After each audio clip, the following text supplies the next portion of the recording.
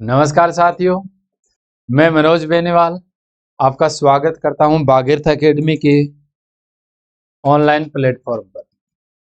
देखिए दोस्तों, इससे पहले हमने क्या पढ़ा था, अरब सागर की ओर जाने वाली जो नदियां हैं उनका पार्ट फर्स्ट पढ़ लिया था, यानी सिंधु नदी तंत्र पढ़ लिया था। उसके अलावा जो प्रमुख नदियां भारत की जो अरब सागर में जाकर समाप्त होती हैं, उन नदियों की चर्चा हम करेंगे। पीछे वाले सिंधु नदी तत्व अपवा तंत्र की एक बात हमारी शेष रह गई थी, सिंधु नदी जल समझौता। सिंधु नदी जल समझौता। देखिए दोस्तों, सिंधु नदी जल समझौता जो हुआ था, ये कब हुआ था? 1960 में हुआ था, 19 सितंबर 1960 को। सिंधु नदी जल समझौते की अगर बात करें तो सिंधु नदी जल समझौता किन दो देशों के मध्य हुआ था? भारत व पाकिस्तान। और इस समझौते के दौरान अपनी 6 नदियां शामिल थी। तो समझौते में कितनी नदियां शामिल हैं? 6 नदियां शामिल हैं।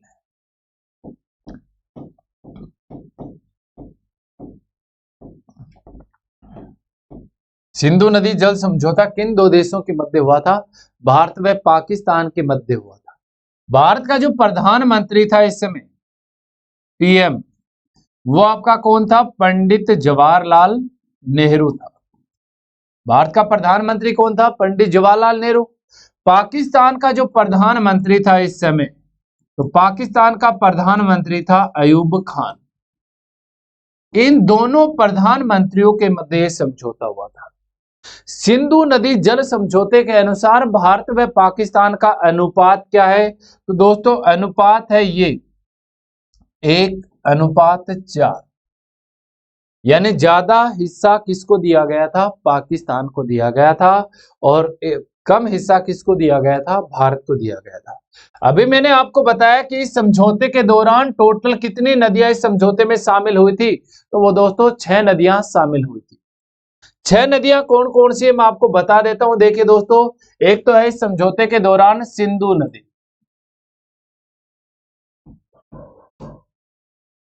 उसके बाद 2 नंबर पे आती है झेलम नदी, 3 नंबर पे आती है चिनाब नदी, 5 नंबर पे आती है सतलज नदी, 6 नंबर पे आती है रावी, और 5 पे रावी, 4 पे सतलज, और अगली आपकी है 6 नंबर पे व्यास नदी। 1 2 3 4 5 और 6 नदियां। तो सिंधु नदी जल समझौते के दौरान जो 1960 में किया गया था भारत और पाकिस्तान के मध्य, इसमें टोटल 6 नदियां शामिल हुई थी। इन तीन नदियों का भारत कितने प्रतिशत पानी काम में ले सकता है? भारत 20% पानी काम ले सकता है।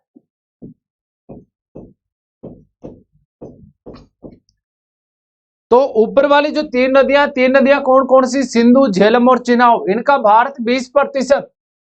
पाकिस्तान की अगर बात की जाए तो यहां पर पाकिस्तान कितने प्रतिशत पानी काम में ले सकता है? 80% पानी काम में ले सकता है। ये थे आपके पंडित जवाहरलाल नेहरू। ये नीचे वाली जो 3 नदियां हैं, इनका भारत कितने प्रतिशत जल काम में ले सकता है? 80% जल काम में ले सकता है। और पाकिस्तान जो है, इन 3 नदियों का 20% जल काम में ले सकता है। तो सिंधु नदी जल समझौता दोस्तों आपका 1960 में हुआ था भारत और पाकिस्तान के मध्य।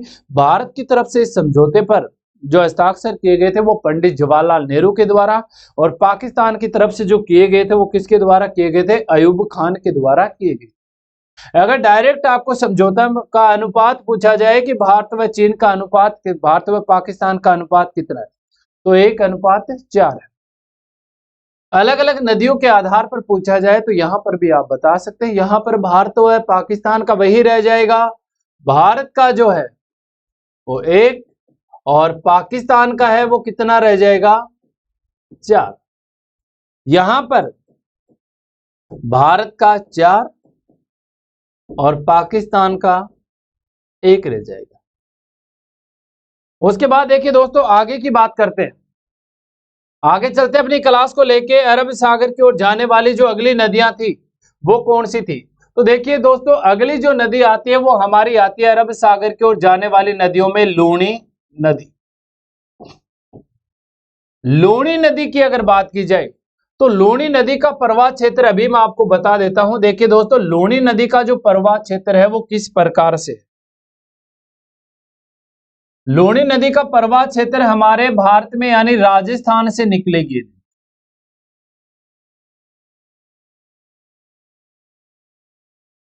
यह है दोस्तों अपना उत्तर भारत, और उत्तर भारत में हम देखते हैं कि लूणी नदी का प्रवाह क्षेत्र किस प्रकार से है। तो यह है अपना राजस्थान। यहां पर राजस्थान में यहां पर जो पहाड़ियां, दो पहाड़ियां, ऊपर वाली पहाड़ी इसका नाम है नाग पहाड़ी, और ये वाली जो पहाड़ी है इसका नाम है पुष्कर की पहाड़ी।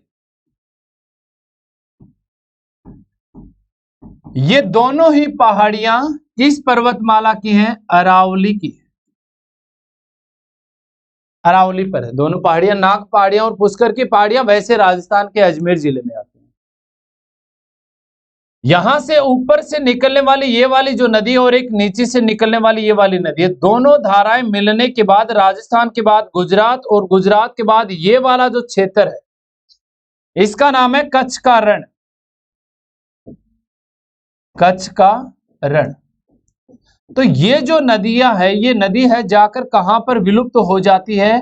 गुजरात का जो दलदली भूभाग है कच्छ का रण, उसमें क्या हो जाती है? समाप्त हो जाती है।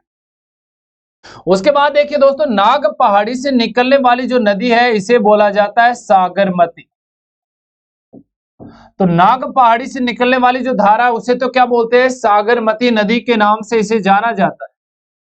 उसके बाद पुष्कर की पहाड़ियों से निकलने वाली है, इसे बोला जाता है सरस्वती। तो पुष्कर की पहाड़ियों से निकलने वाली धारा कौन सी है? सरस्वती। और नाग पहाड़ियों से निकलने वाली धारा कौन सी है? सागरमती। यानी लूणी नदी को उद्गम स्थल पर किस नाम से जाना जाता है? तो लूणी नदी को उद्गम स्थल पर क्या बोलते हैं? सागरमती नदी के नाम से जाना जाता है। ये दोनों धाराएं जहां पर आकर मिलती हैं उस जगह का नाम है गोविंदगढ़, गोविंदगढ़।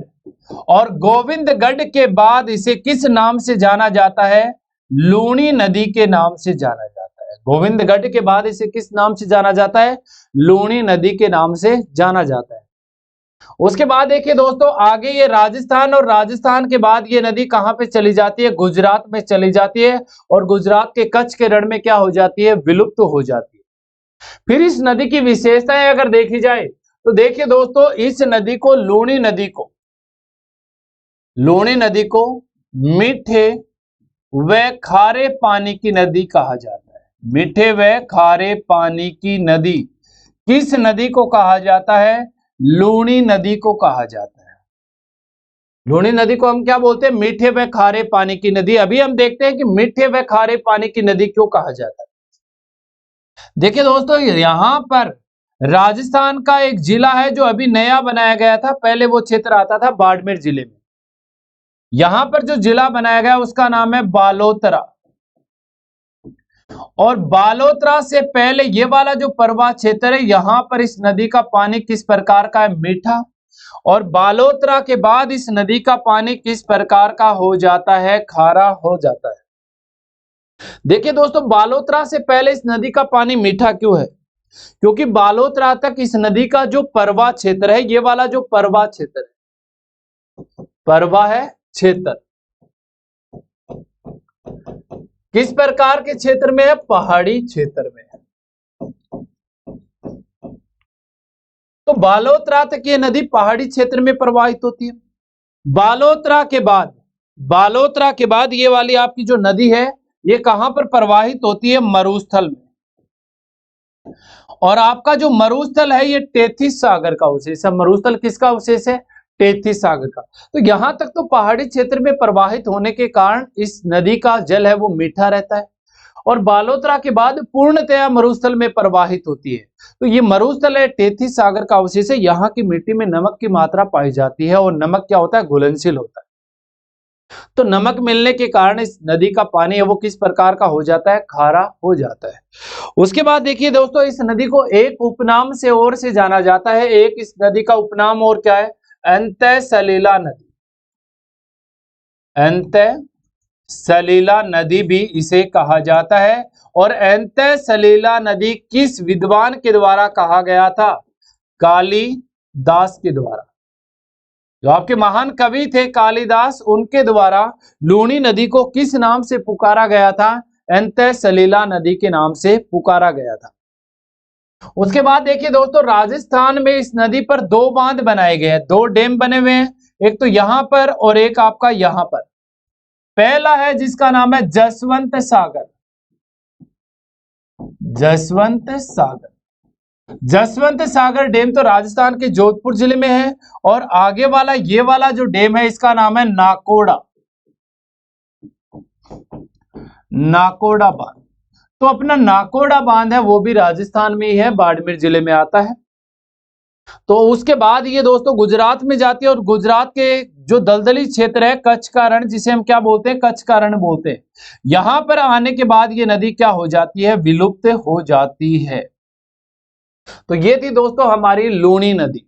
अरब सागर की ओर जाने वाली कितने नंबर की नदी है दोस्तों, 7 नंबर की नदी है। आगे चलते हैं दोस्तों, अरब सागर की ओर जाने वाली अगली नदी हम लेते हैं माही नदी, 8 नंबर पे माही नदी।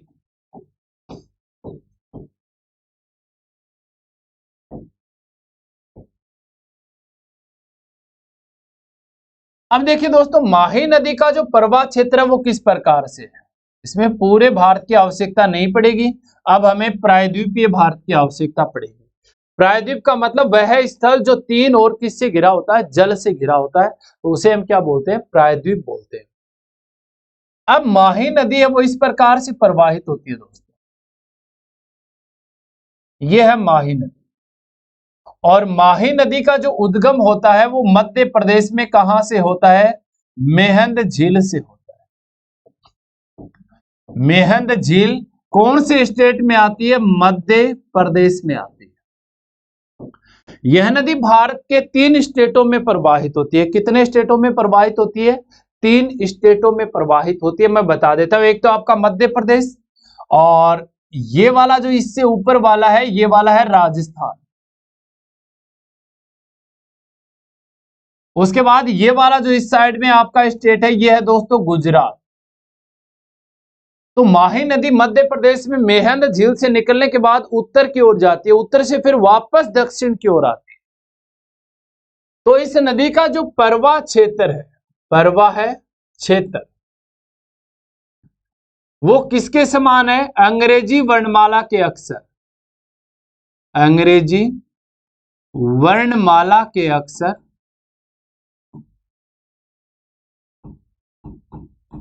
उल्टे यू के समान है, उल्टे यू के समान है। तो कौन सी नदी है जिसका प्रवाह क्षेत्र अंग्रेजी वर्णमाला के अक्षर उल्टे यू के समान है, तो वो है दोस्तों आपकी माही नदी। क्योंकि पहले ये दक्षिण से निकलने के बाद उत्तर की ओर जाती है, वापस उत्तर से यू टर्न लेने के बाद किसकी ओर आती है, दक्षिण दिशा की ओर आती है। तो इस नदी का जो प्रवाह क्षेत्र है वो किसके समान बनता है, अंग्रेजी वर्णमाला के अक्षर उल्टे यू के समान बनता है। ये नदी देखिए दोस्तों यहां से निकलती है अपनी 23.5 डिग्री उत्तरी अक्षांश रेखा, 23.5 डिग्री उत्तरी अक्षांश रेखा। और 23.5 डिग्री उत्तरी अक्षांश रेखा को ही हम क्या बोलते हैं, कर्क रेखा बोलते हैं। क्या बोलते हैं, कर्क रेखा बोलते हैं। तो दोस्तों कर्क रेखा को 2 बार काटने वाली जो नदी है वो कौन सी है, आपकी माही नदी है। माही नदी कर्क रेखा को कितनी बार काटती है, 2 बार काटती है। उसके बाद देखिए दोस्तों दोस्तों माही नदी पढ़ रहे हैं, तो माही नदी कर्क रेखा को कितनी बार काटती है, 2 बार काटती है, और दोनों बार राजस्थान में ही काटती है। उसके बाद देखिए दोस्तों राजस्थान की अगर बात करें तो इस नदी पर टोटल कितने बांध बनाए गए हैं, 3 बांध बनाए गए हैं। जिसमें से 2 डैम आपके राजस्थान में है और एक आपका गुजरात के अंदर आता है। राजस्थान वाले की अगर बात करें तो ये वाला जो डैम बना हुआ है यहां पर,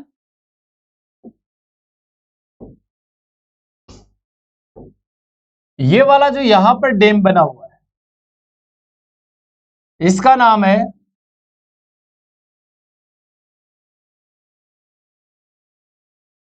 बजाज सागर बांध। बजाज सागर बांध राजस्थान के भीलवाड़ा जिले के लोहारिया गांव में आता है।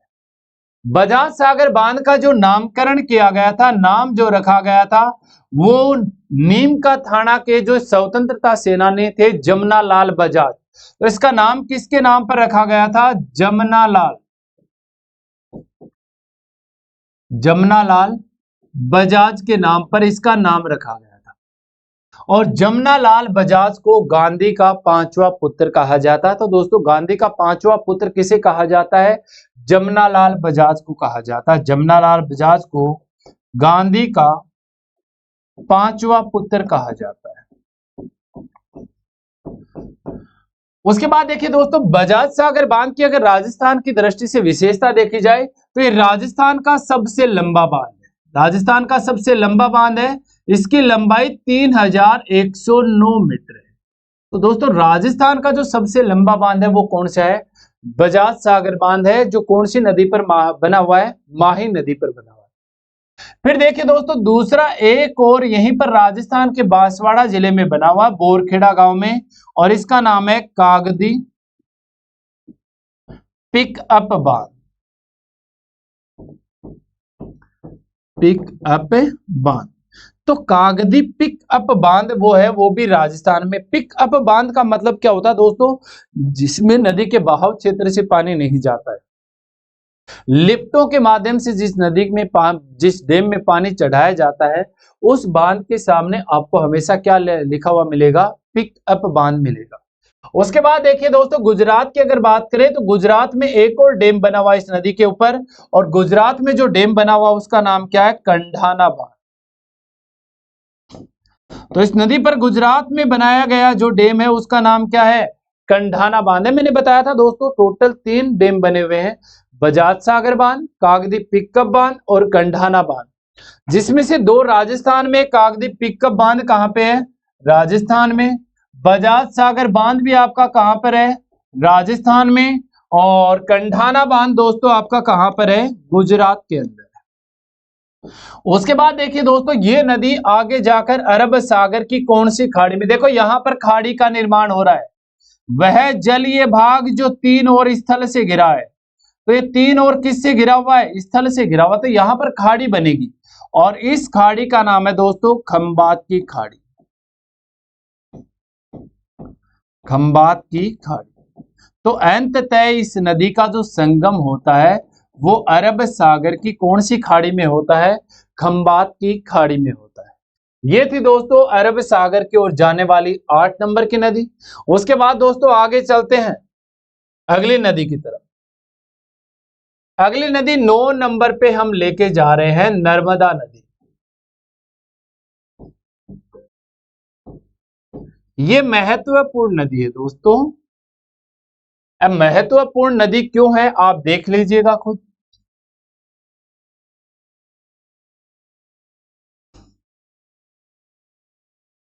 यहां पर तो है अपनी विंध्याचल पर्वतमाला है। ये तो दोस्तों कौन सी पर्वतमाला है? विंध्याचल।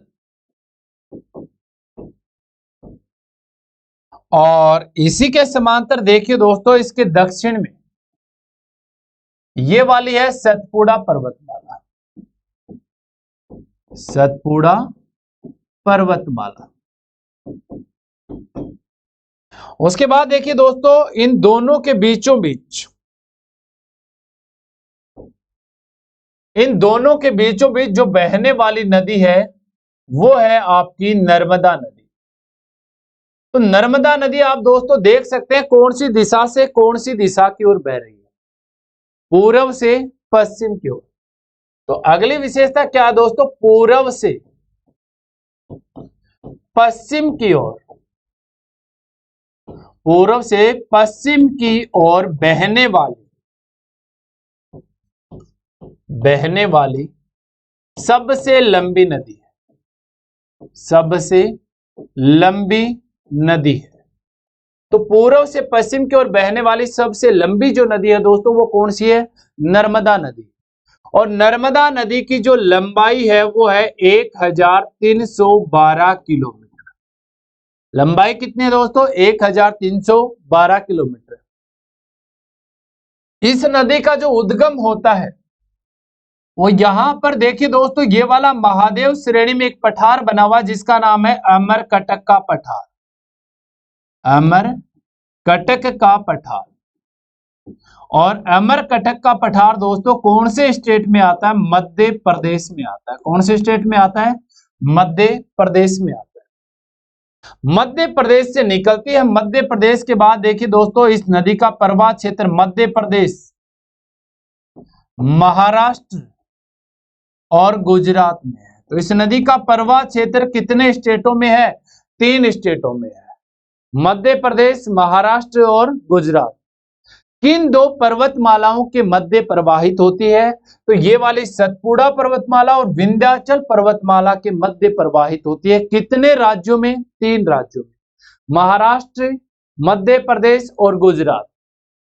उसके बाद देखिए दोस्तों, ये नदी अगली विशेषता क्या? भ्रंश घाटी से प्रवाहित होती है। कहां से प्रवाहित होती है?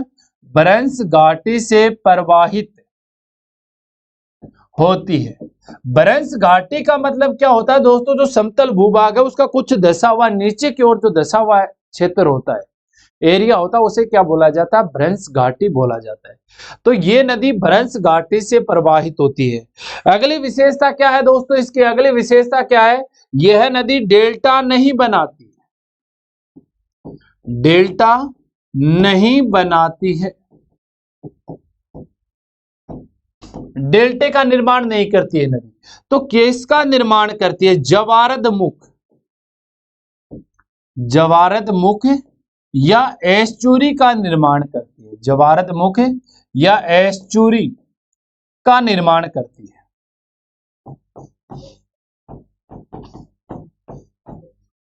अब देखिए दोस्तों, जवारद मुख और डेल्टे में क्या अंतर होता है? डेल्टा पहले जैसे ये कोई भी नदी जा रही है यहां से और ये जाकर कहां पे गिरी? बंगाल की खाड़ी में। तो इसने ये वाला जो क्षेत्र बनाया इसका नाम क्या रख दिया आपने? डेल्टा। अब आगे वाली जो नदी है जैसे कि नर्मदा नदी, नर्मदा नदी किसका निर्माण करती है? जवारद मुख या एस्चुरी का निर्माण करती है।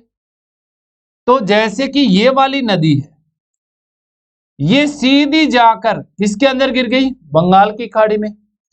तो नदी वह सागर के सीधे मिलन को क्या कहा जाता है? जवारद मुख या एस्चुरी कहा जाता है। जो नदी सागर या महासागर में गिरने से पहले बहुत सारा क्षेत्रफल धारण करती है उसे क्या कहा जाता है? डेल्टा कहा जाता है। तो अपनी जो नर्मदा नदी है, नर्मदा नदी की विशेषता क्या है दोस्तों? कि डेल्टा नहीं बनाती है, भ्रंश घाटी से प्रवाहित होती है। जवारद मुख या एस्चुरी का क्या करती है? निर्माण करती है। ये पश्चिम, पूर्व से पश्चिम की ओर बहने वाली भारत की सबसे लंबी नदी है जिसकी लंबाई 1312 किलोमीटर है। आइए दोस्तों आगे देखते हैं इस नदी की विशेषताएं क्या क्या है।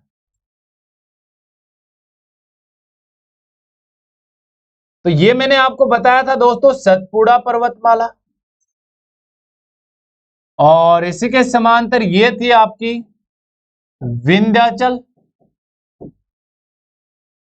और सतपुड़ा पर्वतमाला पर ये वाला जो पठार था जिसका नाम क्या था? अमरकटक का पठार।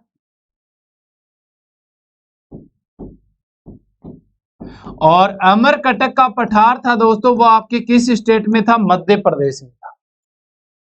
यहां से ये नदी इस प्रकार से प्रवाहित होती है और समाप्त कहां पे होगी दोस्तों? खंबात की खाड़ी में समाप्त होगी। समाप्त कहां पे होती है? खंबात की खाड़ी में। पहले तो नर्मदा नदी पर बनाए गए बांध, नर्मदा नदी पर बनाए गए बांध। तो देखिए दोस्तों, नर्मदा नदी पर कौन कौन से बांध बनाए गए वो देखेंगे आप यहां पर। नर्मदा नदी पर देखिए दोस्तों, मध्य प्रदेश की अगर बात करें तो मध्य प्रदेश में एक तो है इस पर महेश्वरी बांध। कौन से स्टेट में है? मध्य प्रदेश में। दूसरा देखिए दोस्तों, इस नदी पर बनाया गया बांध ओंकारेश्वर बांध। ओंकारेश्वर बांध ये भी कहां पर है दोस्तों? मध्य प्रदेश में। तीसरा देखिए दोस्तों, मध्य प्रदेश में ही बनाया गया नर्मदा बांध। और नर्मदा बांध भी कहां पे है? मध्य प्रदेश में है। नर्मदा बांध को ही इंदिरा सागर बांध भी कहा जाता है। इंदिरा सागर बांध भी कहा जाता है। तो ये तीन जो डैम बने हुए हैं ये तो मध्य प्रदेश में बने हुए। तीन डैम कौन कौन से हैं? महेश्वरी बांध मध्य प्रदेश, ओंकारेश्वर बांध मध्य प्रदेश, नर्मदा बांध मध्य प्रदेश। और नर्मदा बांध को ही किस नाम से जाना जाता है? ओंकारेश्वर बांध के नाम से इसे जाना जाता है। आगे देखिए दोस्तों, इसका अगला जो डैम बना हुआ वो गुजरात के अंदर बना हुआ है, जिसका नाम है सरदार सरोवर बांध। सरदार सरोवर बांध। और सरदार सरोवर बांध दोस्तों आपका कहां पर है? गुजरात के अंदर है। ये ज्यादा प्रसिद्ध। अब ये प्रसिद्ध कर दिया गया था जब नर्मदा नदी पर सरदार सरोवर बांध बनाया जा रहा था, तो इसका ऊंचाई बढ़ाने का विवाद भी हुआ था। भारत का वह पहला बांध जिसका ऊंचाई बढ़ाने का विवाद सर्वोच्च न्यायालय में गया। ऊंचाई बढ़ाने का विवाद कहां पर गया? सर्वोच्च न्यायालय में गया। सर्वोच्च न्यायालय यानी सुप्रीम कोर्ट में गया। तो ऐसा जो डैम है वो आपका कौन सा है? सरदार सरोवर बांध है, जो गुजरात में बना हुआ है। इस बांध पर सर्वोच्च न्यायालय के द्वारा जो अंतिम फैसला दिया गया था, अंतिम फैसला इस पर दिया गया था दोस्तों अगस्त 2017 में। और इस बांध की जो ऊंचाई है वो कितनी है? 137 मीटर है। 137 मीटर से अधिक इस बांध की ऊंचाई आप नहीं कर सकते। सरदार सरोवर बांध की अगर बात करें तो दोस्तों वह बांध जिसका ऊंचाई बढ़ाने का विवाद कहां पर गया था? सर्वोच्च न्यायालय में गया था। इसलिए गुजरात में एक आंदोलन भी चलाया गया था, और वो आंदोलन कौन सा था? नर्मदा बचाओ आंदोलन। नर्मदा बचाओ आंदोलन। नर्मदा बचाओ आंदोलन का जो नेतृत्व करने वाला व्यक्ति था, तो नेतृत्व किस व्यक्ति के द्वारा किया गया था? मेगा पाटेकर के द्वारा किया गया था। तो नर्मदा बचाओ आंदोलन का नेतृत्व करने वाला जो व्यक्ति था वो कौन था? मेगा पाटेकर था। नर्मदा बचाओ आंदोलन क्यों चलाया गया था? जब इस बांध की ऊंचाई बढ़ाई जा रही थी, यानी आप ऊंचाई बढ़ाएंगे तो पानी जो आ रहा है बहाव क्षेत्र से वो आप डैम के अंदर क्या कर लेंगे? कंट्रोल कर लेंगे। तो आगे वाली नदी है वो क्या हो जाएगी? धीरे धीरे विलुप्त हो जाती है, यानी उसमें पानी की क्या हो जाती है?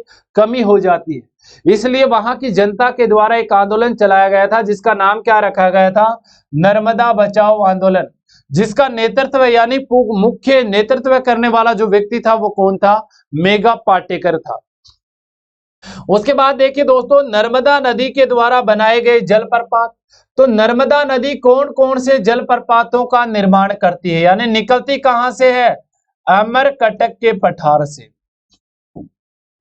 अमरकटक का पठार। और अमरकटक का पठार है वो किस स्टेट में आता है? मध्य प्रदेश में।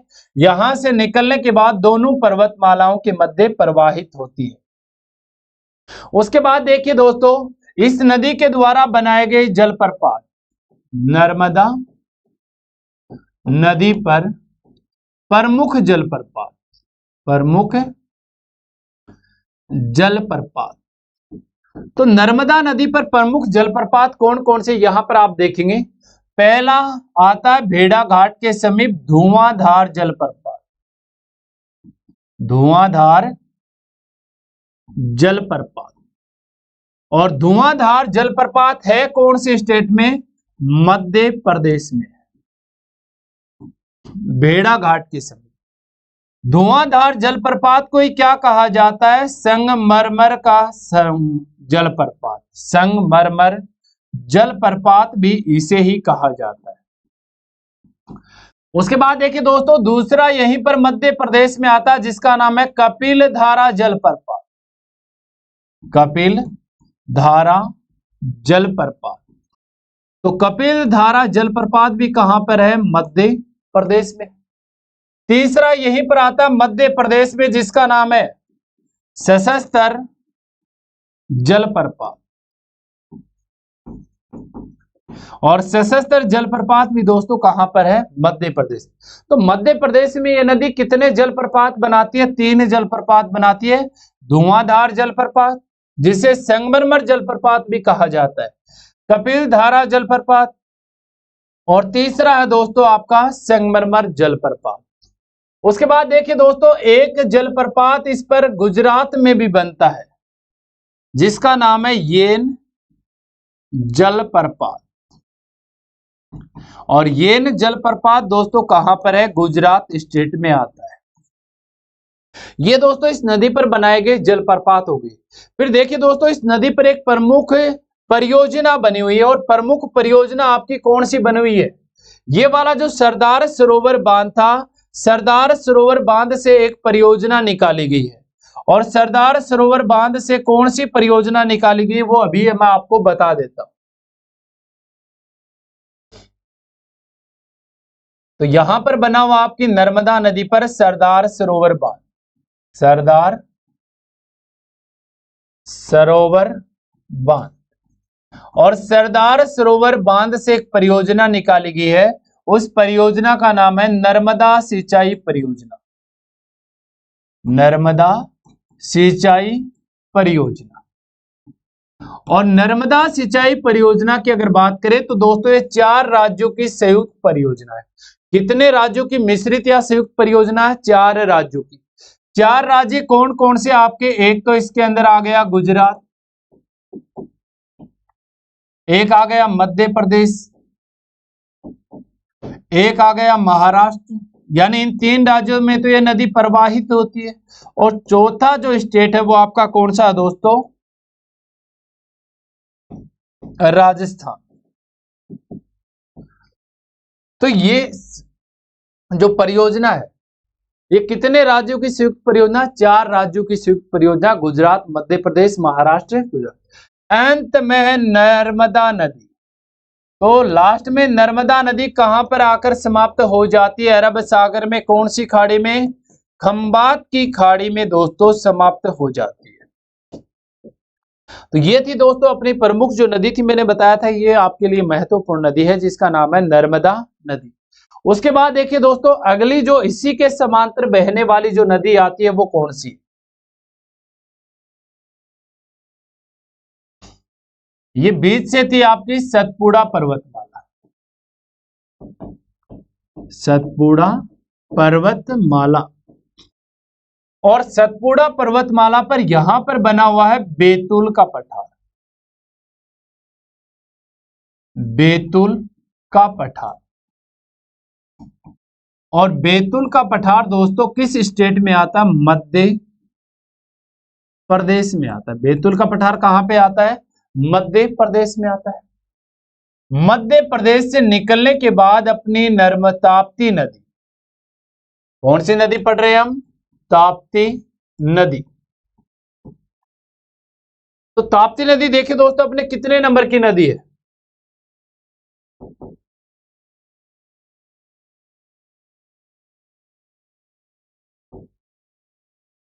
दस नंबर की नदी है दोस्तों। ताप्ती नदी है वो अपने कितने नंबर की नदी है? 10 नंबर की नदी है।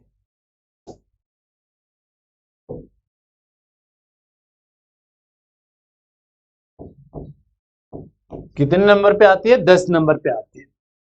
अब ताप्ती नदी भी देखिए दोस्तों कौन सी दिशा से कौन सी दिशा की ओर बह रही है। ये नदी भी पूर्व से पश्चिम की ओर, कौन सी दिशा से कौन सी दिशा की ओर?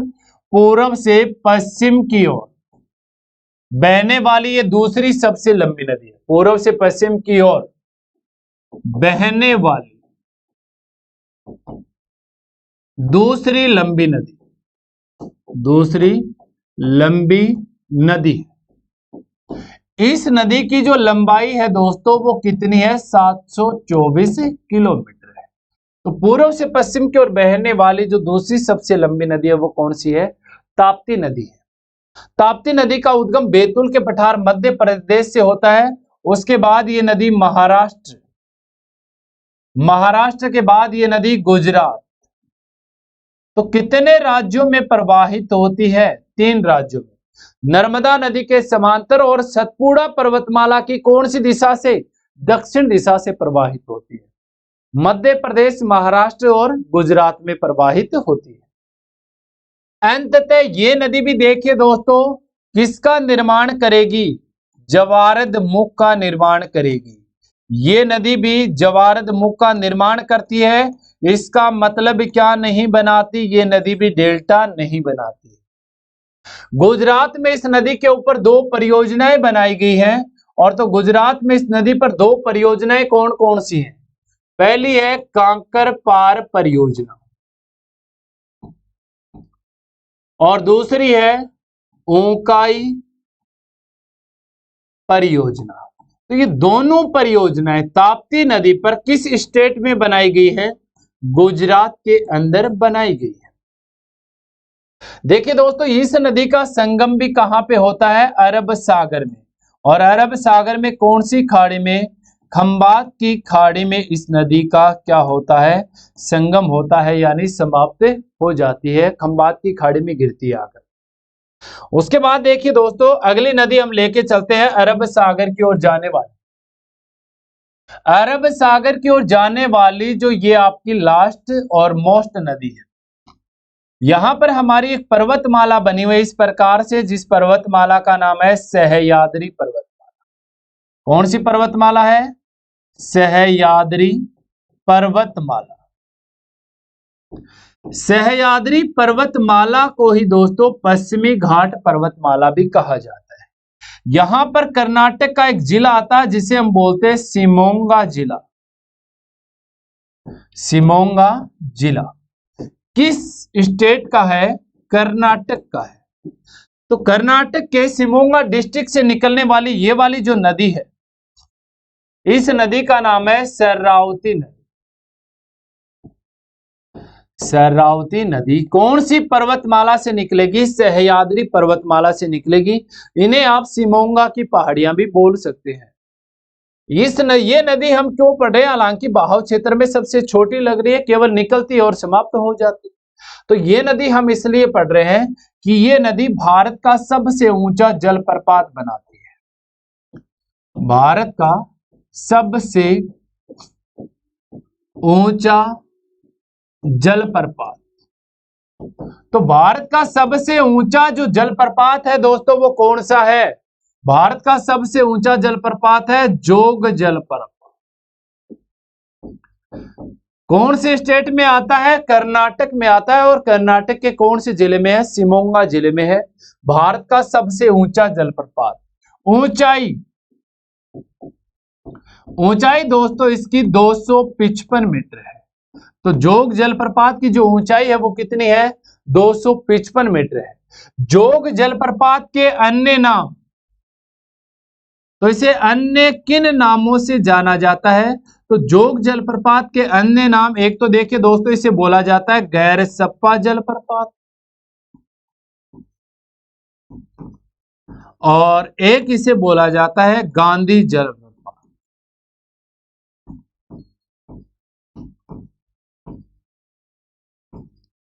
तो गैरसप्पा जलप्रपात या गांधी जलप्रपात किसे कहा जाता है दोस्तों? जोग जलप्रपात को कहा जाता है। जोग जलप्रपात कितनी धाराओं के मिलने से बनता है? 4 धाराओं के मिलने से बनता है। तो दोस्तों ये जोग जलप्रपात कितनी धाराओं से बना है? 4 धाराओं से बना है। 4 धाराएं कौन कौन सी आपकी? राजा, राकेट, रारेर और दामबलाई। तो दोस्तों ये आपका जलप्रपात है, जोग जलप्रपात, जो भारत का सबसे ऊंचा जलप्रपात है। कौन सी नदी बनाती है? शरावती नदी इसका निर्माण करती है। और ये इसके अन्य किन नामों से जाना जाता है? गैरसप्पा जलप्रपात या गांधी जलप्रपात कहते हैं। कितनी धाराओं के मिलने से बना दोस्तों? 4 धाराओं के मिलने से बना, राजा, राकेट, रारेर और दामबलाई। तो ये थी दोस्तों हमारी अरब सागर की ओर जाने वाली नदियां। अरब सागर की ओर जाने वाली जो प्रमुख नदियां हमारी समाप्त हो चुकी है। अगली क्लास जो आएगी उसमें मैं लेके आऊंगा आपके लिए बंगाल की खाड़ी की ओर जाने वाली प्रमुख नदियां। तो दोस्तों अपने चैनल को लाइक और सब्सक्राइब जरूर करेंगे। जय हिंद, जय भारत दोस्तों।